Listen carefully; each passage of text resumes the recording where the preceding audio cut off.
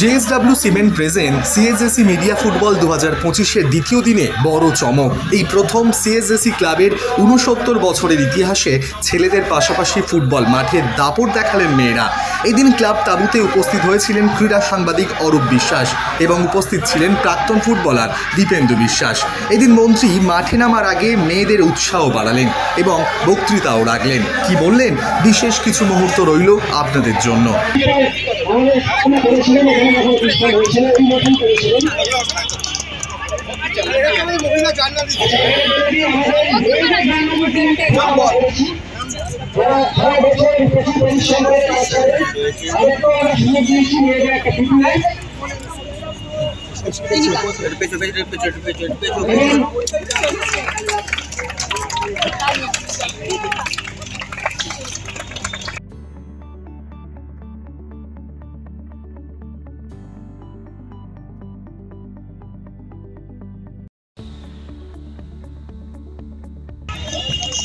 সবাইকে অসংখ্য ধন্যবাদ।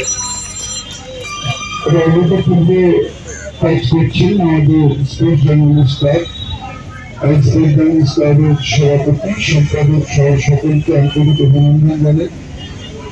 মিডিয়া লেখক সমালোচনা করে কেন দলটা হলো না, কেন ক্যাচটা মিস হলো, কিন্তু মাঠে গিয়ে খেলা যে কত কঠিন সেটা কিন্তু তারা নিজেরা একজন উপলব্ধি করতে পারছেন, তারা নিজেরাই মাঠে নেমেছে। আমার খুব ভালো লাগছে যে কালকে কম্পিটিশন উদ্বোধন হচ্ছে, ছেলেরাই যেমন খেলছেন তিনি মহিলা সাংবাদিকরাও ফুটবল খেলছেন। এটা একটা অত্যন্ত দৃষ্টান্তকারী ঘটনা। আমি শুনছিলাম 70 বছর পর স্পোর্টস জার্নালিস্ট করে এরকম একটা সিদ্ধান্ত তারা নিয়েছে। মেয়েরা সর্বক্ষেত্রেই এগিয়ে চলেছে এই ফুটবলে। আমার প্রিয় বিশ্বাস বাংলার ছেলেদের মতো মেয়েরাও আগামী দিনে ভারতবর্ষে তাদের নাম নথিভুক্ত করতে পারবে। আর আমি জানি যে স্পোর্টস জার্নালিস্ট ক্লাব একটা একাডেমি চালাচ্ছে ছোট ছোট বাচ্চাদের নিয়ে, বিশেষ করে মহিলা ফুটবল তৈরি করছেন। তো আমার প্রিয় বিশ্বাস লোককে স্থির থাকলো তারা শুধু কন্যাশ্রী কাপ নয়, তারা একদিন বাংলার হয়ে খেলবে, ভারতবর্ষের হয়ে খেলবে। এবং আপনাদের যে মেডিকেল ফেসিলিটি কথা বললো, এটা আমাদের সরকারের একজন পিজি হাসপাতালে আমরা এটা করেছি। আমি বলবো যে আপনারা সরাসরি যদি কখনো যোগাযোগ করতে হয়, আমার যে মিত্ররা আছেন পেপারের সঙ্গে আপনারা সরাসরি যোগাযোগ করবেন। ওই স্পোর্টসের ব্যাপারটা দেখে ফলে সঙ্গে সঙ্গে কোনো বাচ্চার কোনো প্লেয়ারের যাতে কোনো অসুবিধা না হয় সেটার দেখার দায় এবং দায়িত্ব আমার নিজের, আমার বিরাটে পেপার এটা দেখবে, ফলে আর কোনো অসুবিধা থাকবে।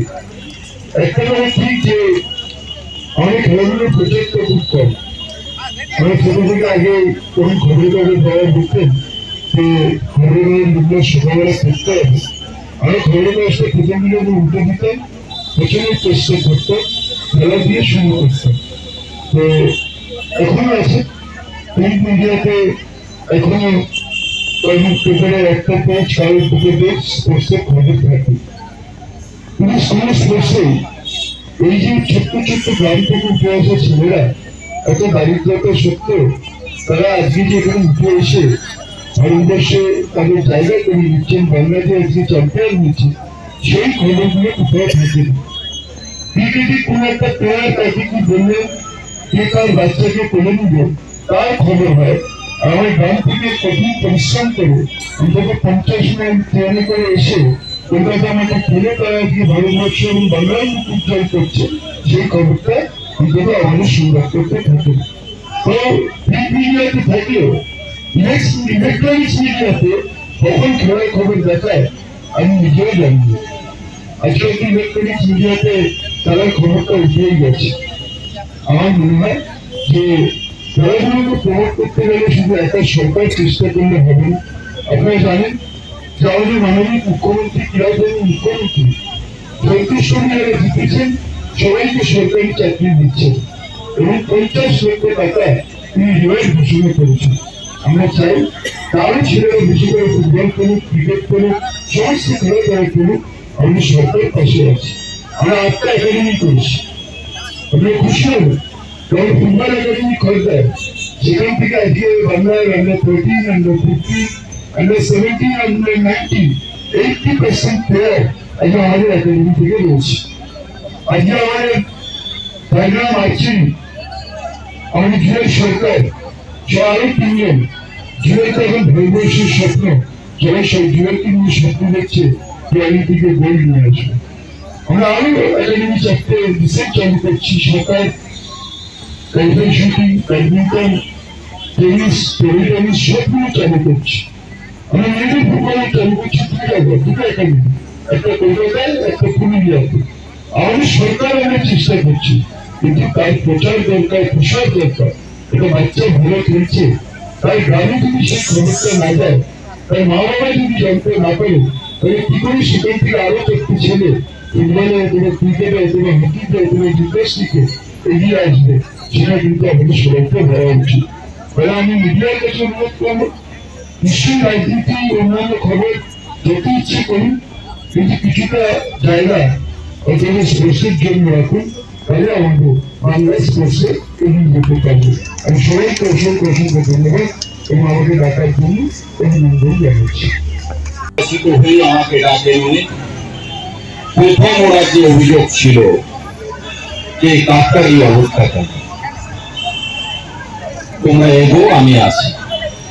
দেখুন, পরবর্তী সময় অনেকেই এসছেন, আসছেন, আসবে, কিন্তু প্রথমে যে মানুষটা সবার আগে পিঠে হাত রেখেছিলেন তিনি রাজ্যের মাননীয় ক্রীড়ামন্ত্রী অরূপ বিশ্বাস। আবার বলছি, কথা কাম আমার দাদা, আমাদের দাদা।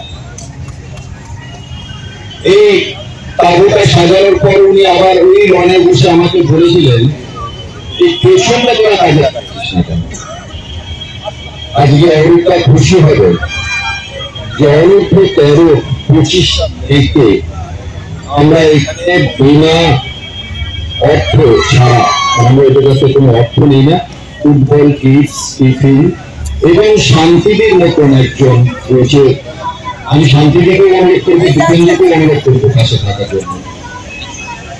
এই বাচ্চাদের কোচিং দেয় এবং অরূপদাই যে মিডিয়া ফুটবল টুর্নামেন্টে আমরা প্রতি বছর করি, এবছর রেকর্ড সংখ্যক 22টা দল অংশ নিয়েছিল, ইলেকট্রনিক্স মিডিয়া, পোর্টাল এবং প্রিন্ট মিডিয়া সহ। এবং মহিলা সাংবাদিকরা যেহেতু মিডিয়ায় ফুটবলে অংশ নিতে পারেন না বলে ওদের জন্য একটা আলাদা ইভেন্ট আজকে রাখা হয়েছে।